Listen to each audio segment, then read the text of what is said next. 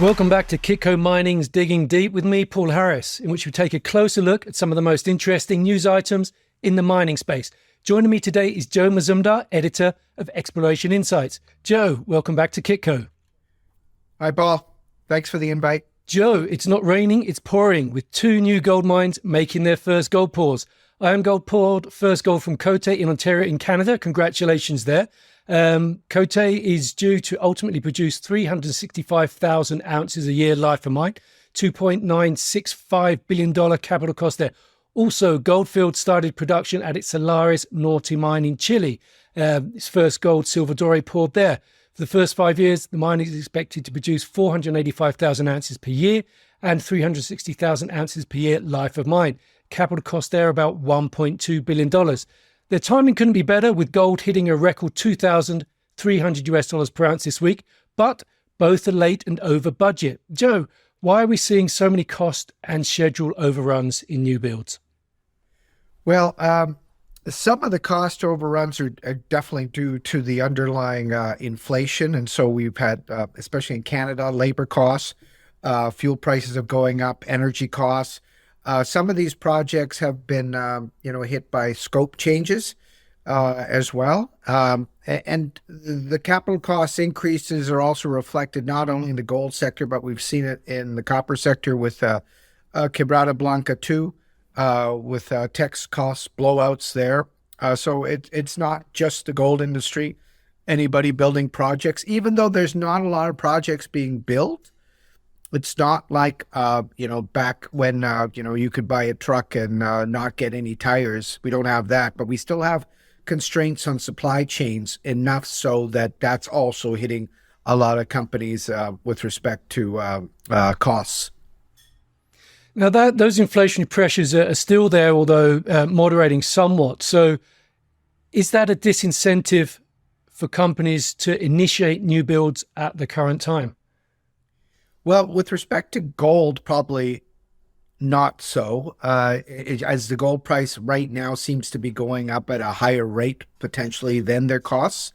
But, just recently, probably in 2023, it was the opposite. The costs were going up at a higher rate than the gold price. Now with gold price projections to, potentially go up to 2,400 plus before the end of the year, there may be incentives not only to build projects, but more importantly for M&A, and which is what we're seeing right now, is companies are seeing that the price is going to go up and it's best to get projects now. And potentially the sweet spot are those development projects that are probably being hit twice by not only negative sentiment that existed in the gold sector in 2023 and probably most of the first quarter of 2024, and also the fact that retail and most investors don't like development projects because of the same cost capex blowouts that we just discussed. Okay, now the gold price is up more than 10% to the start of the year. Record levels this week of almost around $2,300 per ounce. And as you mentioned, Joe, forecast to go much higher this year. Mergers and acquisitions activity is starting to accelerate as well. And it seems there is evidence that the window is opening for financing for junior explorers. Yukon Canada explorer Snowline Gold did a $25 million, or announced a 25 million Canadian bought deal this week, which will increase its cash position to more than $70 million. And Meridian Mining also announced a 15 million Canadian bought deal. Bought deals are certainly a sign that confidence is coming back. Yeah, as long as those bought deals are covered, and they're not hanging, they could be risky. But in this environment, what we should be seeing with the gold price going up is a more of a flood of financings, because the season is coming, and usually those financings happen in January to March with the anticipation of the field season and the Northern Hemisphere in June, July sort of time range. That's been delayed because there hasn't been that much, demand for that equity. If everything goes well, those gold companies should be seeking, to do financing transactions, and there should be some demand there. So that would be another sign that the market's turning, the recapitalization of the industry. I think we're there, or we're getting there, and we've seen positive signs on the M&A sector. Now we need to see it on the financing sector. And the better the financings where we see less warrants, more at the money or bought deals, that sort of thing, then that's a big positive. But we might see that with the better companies first, like your Snowlines, which has a potentially great asset there at Valley, and then coming down to the others. I like your use of the word flood there, Joe, because if we go back 3 or 4 years, there was a flood of equity investments into the junior space. And as a result of that, there are some very, very big, a lot of companies did very, very big drilling programs. That's obviously sort of really come off, and a lot of companies are now, their treasuries are bare. But we haven't really seen that flood come back despite precious metals, really starting to move. Why do you think there's that delay, that pause? Well, I think right now, I mean, when people are anticipating the gold price going up, they're buying physical gold, buying gold equity ETFs, and then that's going down to actually individual companies, from the big guys to the small guys. The problem is a lot of the people that have potentially made a lot of money in the equity markets, the broad equity markets, institutional equity funds and that are looking at an undercapitalized sector like the resource sector to invest in. When they talk about microcap, they're talking more about $1 billion market cap company. So for them, the liquidity is an issue in terms of investing in the entire sector, because it's been beaten up so much. The valuations are very low. I mean, that's an opportunity, but for them, they see it probably as a risk with respect to liquidity. So so we need the retail sector, high net worth individuals, family offices, stuff I've seen at the Swiss Mining Institute recently, those sort of people to come down and fund these smaller plays. Now, investors really are still open to the positive power of drilling results. And we had a good example of that just last week when Awali hit 32 meters at 45.7 grams per ton gold at its Odion project in Côte d'Ivoire. The story jumped more than 100%. The share price has increased from 18 cents to more than $1 since March the 18th. A very good hole there, Joe. Yes, I mean, that entire land package is very prospective. I owned it several years ago. At that time, the private placement was 6 cents. It did an 8-to-1 rollback, so conceptually, my entry level would have been more like 48 cents. I sold it because it was having problems with funding. It was there were some management issues, and they were just weren't getting the results in this prospect I was bullish on, which was Empire. The new prospect that they just drilled, which was there before but they hadn't been able to drill, was Charger. And so these are these little vertical breccias that are going through this intrusions, and where they're hitting some high grade. What's interesting about it as well is that, usually in that part of Africa, they do a lot of air core drilling to find out what the geochemistry is below the cover. And then after that, they do some scissor holes to figure out the orientation. Those scissor holes that if you look at the cross section, didn't really hit much. And despite that, they drilled this deeper hole, which gave you the intersection that you just quoted. So that's, for me, very bullish for the company, for that style of mineralization, and for the management team to take that step and that risk to drill that hole. Okay, while we're on the subject of junior explorers, I've got a couple of other things to discuss with you. Save Canadian Mining has been railing against naked short selling for a number of years now, and this past week they announced their intent to start a $1 billion Canadian class action lawsuit. They need 10 companies to get behind this to begin the class action. They say naked short selling has allegedly cost Canadian junior mining companies more than $40 billion, basically by beating down their share prices. Joe, what's your view on this naked short selling argument?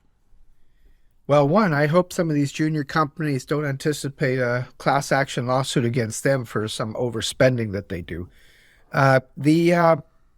The thing about naked shorts is that they're very risky for the person that's taking that position, because unlike when you buy a share and you ride it up, I mean, you can make a lot of money on it. But if you take the naked short position, you're betting that price is coming down. And if it keeps going up, you got to buy it back. So your loss as well could be infinite. And it's, for me, that's a very high risk for an individual to take, as well as the liquidity risk in a junior company to actually try to buy back that position so you can get out of your short, because you don't have one. You don't have a position, hence the naked part. So I think, like, for most people, for anybody, like, a naked short position is a very risky thing to do, especially in an illiquid stock or an liquid sector. Yeah. And you have that exposure for potentially quite a long period of time as well, don't you? Yeah, until you borrow those shares from somebody, and then they're willing to lend it to you at a fee for a certain amount of time. But if the stock goes up, you have to buy it back, and if it's not very liquid, it'll take longer to buy back, and then your buying back will drive it up even more, and your losses will be quite big.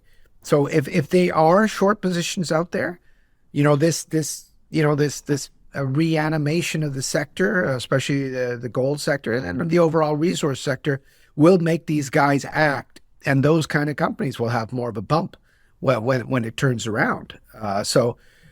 Again, I think from one side, a naked short is a very risky sort of investment strategy for an individual, especially a liquid sector. On the other side, the best thing for those companies to do is have catalysts, positive catalysts, run the company well, and push those shorts out and squeeze them. I think that's the best action to do. You have catalysts, do the right thing, and then those guys will leave, and then they'll give you a little bit of a bump in your stock. Every month we see a non-cash flowing junior explorer initiate a normal course issuer bid to buy back their shares. Is this part of a strategy, you think, to perhaps combat naked short sellers by creating some buying pressure, some buying action for their stock? Or is it perhaps more a case that the companies run out of ideas because, cash is king. It's still a very difficult market in which to raise equity. So companies, voluntarily giving out cash or spending their cash on something that isn't exploration and a catalyst, as you say, would seem to be ill-advised. Yes, I mean, as you said, the last few years, working capital, especially for non-cash flowing junior companies, is what people look at.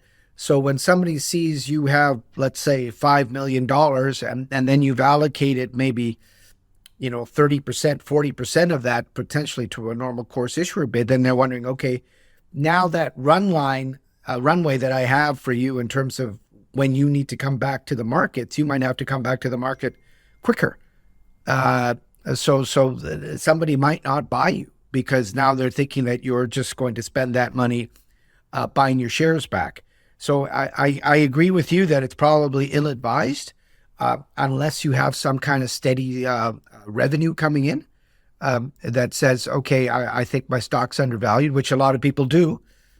I mean, in a sense, if you're a shareholder, that's a positive because they're supporting the stock, but then they don't have cash to generate catalysts, which are really what moves the stock. It's not supporting the stock that, moves it. It's really generating catalysts in those drill holes, like you talked about with Awali that, doubled their share price in a few days.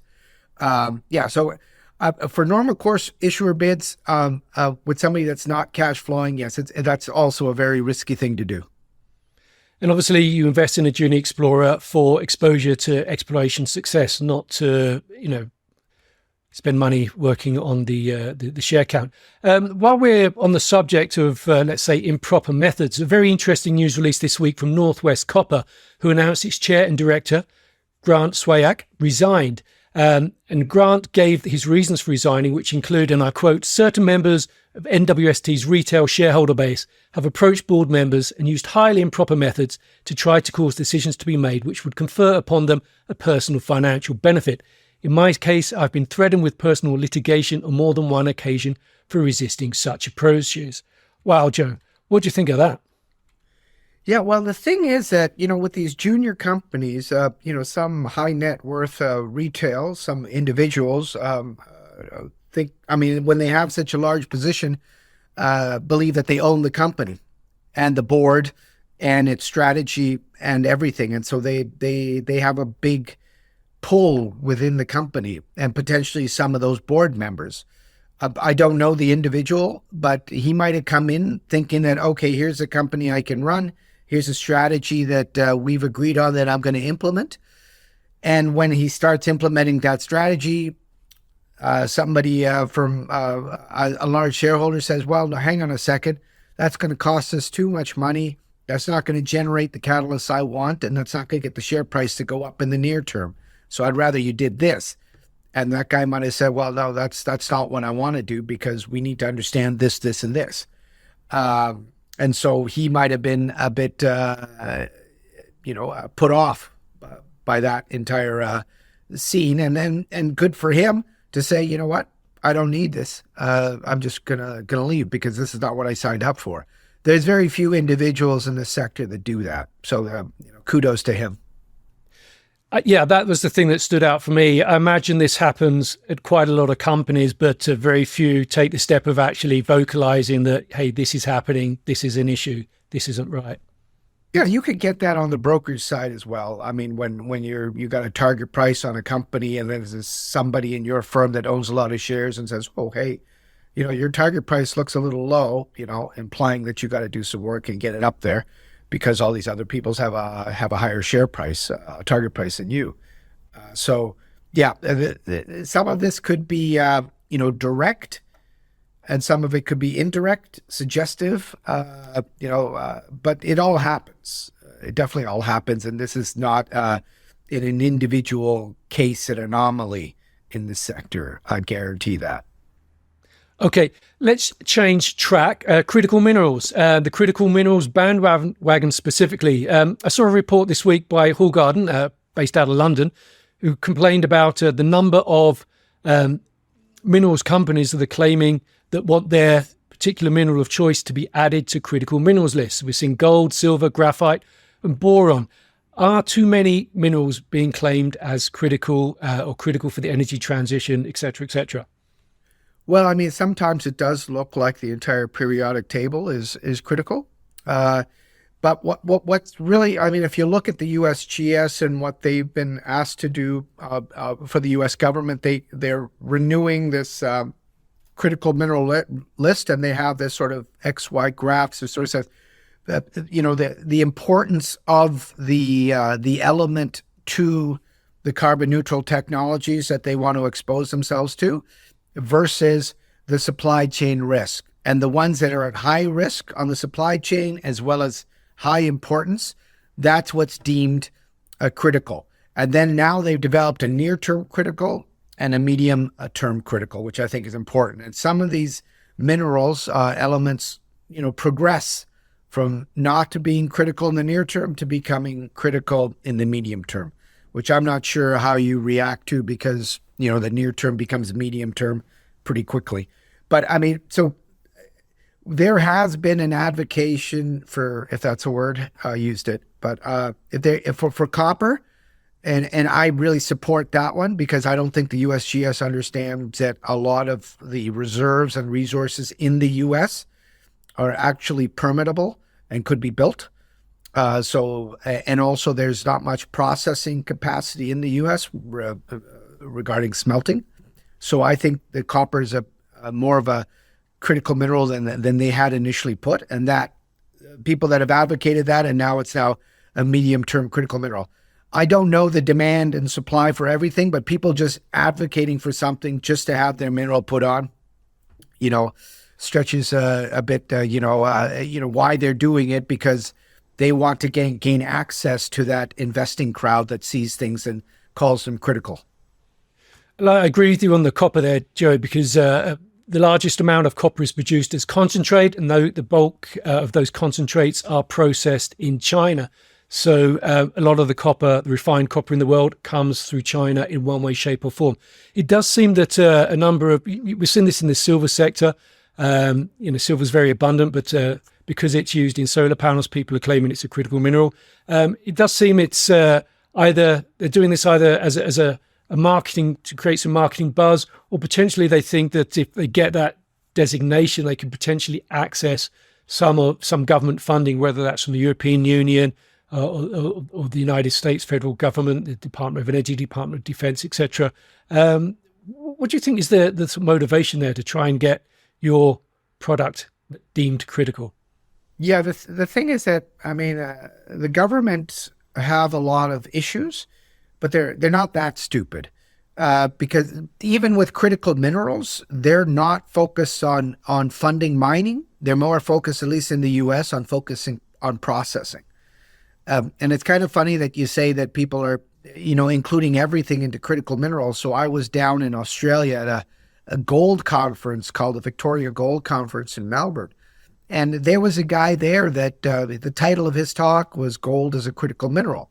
I can tell you that the first slide said that, and then everything else was about every critical mineral besides gold.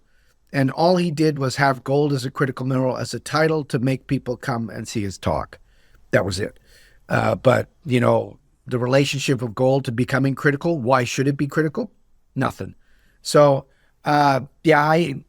people like to use the word critical just to get more eyes on your company and that. But it's people are just going to get tired of that. Just like they get tired of, offtake agreements with Tesla. It's just, once everyone's doing it, nobody cares. Just becomes noise. Yeah. Okay. Well, I think that's it for this week, Joe. Thank you very much for joining us. All right. Thank you, Paul. And this is Paul Harris for Kitco Mining, digging deep. And if you like what you see, don't forget to subscribe.